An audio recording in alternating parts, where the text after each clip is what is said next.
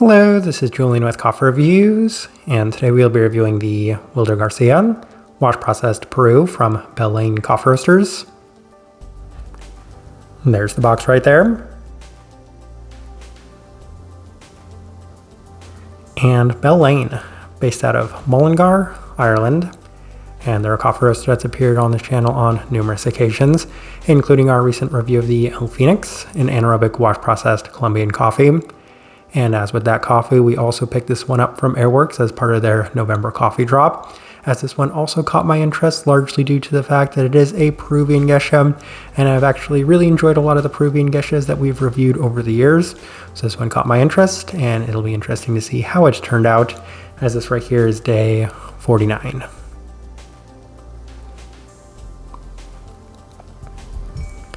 And recipe we went with for this coffee was our standard recipe, on a 16:1 water to coffee ratio, brewed at 96 degrees Celsius, about 205 degrees Fahrenheit. And I actually like this one best through the Chemex, which indicates a more medium grind roast profile for this coffee. This one is also in line with our previous experiences with this coffee roaster, which we often describe as being one of the lighter experiences that we do have from Irish-based coffee roasters in general, as once again, they do remind us a fair bit of a much more intense version of a lot of the calendar coffees that we have reviewed in the past. That's to say that they're not necessarily quite as light as some of the other really light roasting European coffee roasters out there, but they're still a bit more on the lighter side of things by most standards and metrics. With all that out of the way, let's go ahead and start discussing this coffee. Day 23, first impression, and we did opt for the V60, and the coffee has a surprisingly high level of intensity and sweetness to it, as there's a slight bit of that bubblegum-like sweetness that we often do find in Peruvian geishas, but also a notable peachiness presented in a clean sense. Darker berry aspect on the back end is leaving a very positive first impression, and something a little unusual for a lot of the Bell Lane coffees that we've had in the past is it's usually not necessarily the first impression that does lend itself towards a very positive experience. The coffee usually improves from that point going forward. So it's going to be interesting to see what would happen here, as on day 26 we opted for the Chemex, and the coffee does still have a very nice level of intensity and sweetness to it, especially in that candied sense, as there's a bit more of that tartness in the listed berry sense. The cup is mostly continuing to remain clean and fruit forward, pretty direct for a geisha, as I wouldn't necessarily say it's been offering too much depth as to this point. Day 29 through the April brewer, and it's another nice day as it does continue to offer that nice level of intensity, clarity, and sweetness, but there's a bit more of a focus on the tartness and darker berry aspects within this coffee. Slightly Kenyan-esque in that sense, but it is well balanced by a bit more of a sugariness on the back end. Day 32 through the V60 with slightly lower extraction adjustments, once again the lower concentration, and there's some slightly mixed results as it does still offer a high level of intensity, but there's also a bit more of the tartness to the listed berry aspects of it. A bit more berry forwards today, as it is offering a combination of nice clarity and intensity once again, which is a theme we continue to go back to, largely due to the fact that it should maybe be a little bit more, we'll say, delicate and soft in theory, given that it is a geisha coffee, but at no point would I say that it was ever acting that way. Day 35 through the Chemex with the same adjustments, and it is also leading to some mixed results, as it does have that slight Kenyan tartberry brightness, as it is radiating a lingering red darkberry feel to the coffee. A lot more of the listed peachiness was presented today, but it does seem to dissipate as the coffee does cool down, as I wouldn't necessarily say that it has the most lingering finish to it in that regard.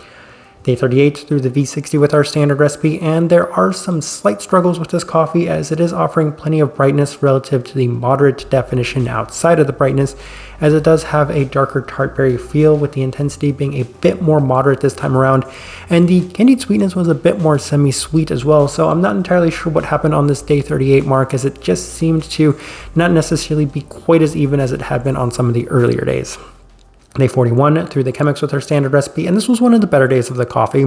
as it's offering more of a defined peachiness in the intermediary and generally more intensity overall in the candied sense. It does continue to yield a lot of those tartberry aspects within the cool down itself. And on day 44 through the Chemex with our standard recipe, and it does feel like there might yet be more to this one, as it feels slightly faint off brew before cooling down into a little bit more of those tartberry tones and sugariness. Peach does continue to remain an ever-present quality within this coffee, as these slightly sweeter citric components are also presented with a complementary darkberry feel yet again.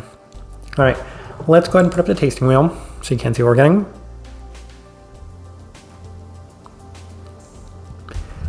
And we have a handful of level 4s, so let's go through those, and we'll start with the cleanliness level 4. So this one, as I mentioned on some of the earlier days, definitely had a fair bit of cleanliness to it. This is a geisha coffee, so it's a washed geisha too. You'd fully expect it to definitely be on the cleaner side of things, and it is certainly on the cleaner side of things. If anything, my biggest grievance is that it's not necessarily offering as much definition as I was hoping for or expecting with a coffee in this specific category, and I think we'll discuss that a little bit more when we get to some of the fruit qualities. Finish level 4, and I did toy around with the idea of leaving it maybe a little lower at that level 3 mark, mostly because it does seem to dissipate ever so slightly in a lot of the flavor profile of this coffee, while the brightness does continue to linger a little bit more. So that was kind of what determined where we were going to place this coffee, was it having a bit more of an extended, brighter finish to this one. Sweetness level 4, and I don't necessarily think this coffee is quite as sweet as some of the other ones that we have reviewed from this coffee roaster in the past. So I guess in theory we only have 2 coffees that we've reviewed from them, Johann Vergara and the El Phoenix, but even the samples that we did have from them, a lot of those coffees were a little bit sweeter than this one did turn out, and I could kind of chalk that up to some slight inconsistency, as on some of the earlier days I was saying this coffee is maybe equally as sweet as possibly the El Phoenix, maybe not necessarily the Johann Vergara. But even then, I would say probably the least consistently sweet of the 3 coffees that we've reviewed from Bell Lane up to this point. But even then, it still had that kind of, I want to say, trademark sugary sweetness, because that's something that we continue to experience with all of the coffees that we've had from this coffee roaster. Brightness level 4, and given that a lot of the notes that were listed on this coffee did tend to skew a little bit more on those slightly tart, brighter berry components to these coffees, I would say that it's not surprising that it finished that way, but what's interesting is I don't think I've had too many Peruvian geishas that have skewed in this specific direction, so that does give this coffee a little bit of uniqueness. And we kind of continue along that line with the berry fruit scoring there at the level 4. If I recall correctly, I think that they have some sort of gooseberry pomegranate note listed on here, which honestly usually would deter me from a coffee, but once again, every single one of Bell Lane's coffees that I think we've picked up has had some sort of peach note or something pretty similar to a peach note, and this one is no exception. And that's why we're going to discuss this part next, the stone fruit there at level 4. And I mentioned specifically the somewhat fleeting finish, as well as the cleanliness being maybe not quite as defined as I was hoped for a geisha coffee. And that's specifically referencing the overall stone fruit qualities to this one, because there are times where I'm like, it's prominent, it's notable, you can feel it, but there are also times where I'm like, it's just so buried underneath the other qualities of this coffee, most notably those tart berry components to it. So that's why this one did end up scoring there at that level 4. It's there, it's present, it's one of the more, we'll say, secondary characteristics behind those much more abundant, darker berry tones in this coffee. But even then, it's not necessarily quite as pronounced and prominent throughout the majority of the time.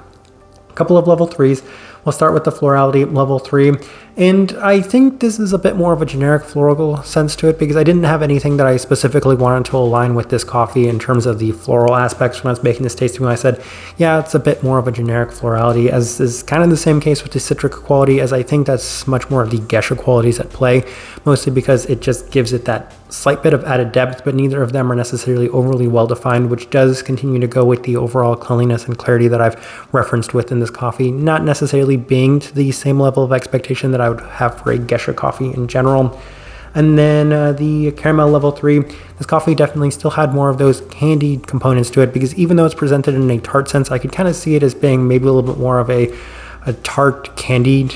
component. So level 3 did seem like a good fit. And I also mentioned earlier on, there's a little bit of that bubblegum sugary like sweetness to this coffee, which was presented throughout the entirety of it, but maybe at times a little bit more toned down relative to some of the earlier days. And then final thing worth discussing, body level 3. That's really surprising to me, honestly, given that it is a geisha coffee, but and given that it was brewed with a Chemex, wow. So level 3 was just very interesting to me, but it did have a little bit more medium texture to it in general. And given that this coffee didn't necessarily always act like a geisha for the majority of the time, I think it's just kind of interesting that we're looking at some of these qualities and being like, it is at times reminiscent of a Kenyan coffee in terms of both the body and the brightness. But as I'm looking at this tasting wheel, I do think it is a pretty good representation I was getting from this coffee. All right, so my overall thoughts and impressions of this coffee. I feel like Bell Lane has slightly become a victim of some extremely high expectations because I thought this for the longest time when it came to Manhattan. After they released Letty Bermudez, they set the bar so high for themselves that a lot of the stuff that I had from Manhattan from that point going forward was still great, and it still wasn't quite the expectations that I did have from them, mostly because they had just set that bar so high for themselves. And that's kind of the case with the Johann Vergara, as I found that to be still one of the most impressive Pink Bourbon coffees that we've ever reviewed on this channel. And I would say that if I had these coffees, this is the first experience I had with this coffee roaster, I'd say, wow, it's very much living up to everything that I want. The cleanliness, the sweetness, the fruit profiles, and maybe not necessarily as much of the florals, but at the same time, it has that really nice level of intensity, that candied sweetness, and a lot of the characteristics that I would hope for a coffee like this, but it's still trying to live up to the expectations of a coffee that I very much enjoyed. So I think it's been difficult separating my experiences with this coffee roaster from the first experiences that I did have with them, because that just continued to set the bar very high. And I think that these coffees are still very nice. I think I enjoyed this one as well. I think I enjoyed the Phoenix as well, as they both do turn out very nice in a lot of ways, specifically the overall intensity and sweetness to them, but they're still trying to live up to some very high expectations that I do have in general for them. So I think at the end of the day, I'll just kind of say this: I did enjoy this coffee, and we'll leave it at that. Type of person I would suggest this coffee to: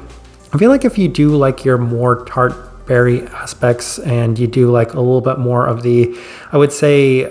candied qualities of a coffee like this, then I feel like this one's a pretty good fit, because those two things did seem to both go together and contrast each other at times, giving it, I would say, a little bit more of a unique feel in that specific sense. Outside of that, there are some stone fruit qualities and a little bit of those classic Peruvian geisha qualities in that slightly more sugary sense. So that's the best direction I can point somebody towards on this one, and also the best way I can leave this review. If you by chance had an opportunity to try this coffee, I'd love to know your thoughts and impressions of it as well. If you're enjoying the content, give this video a like, subscribe if you're not already subscribed. This right here has been a review of the Wilder Garcia Wash Process Peru from Bell Lane Coffee Roasters. Thank you for watching.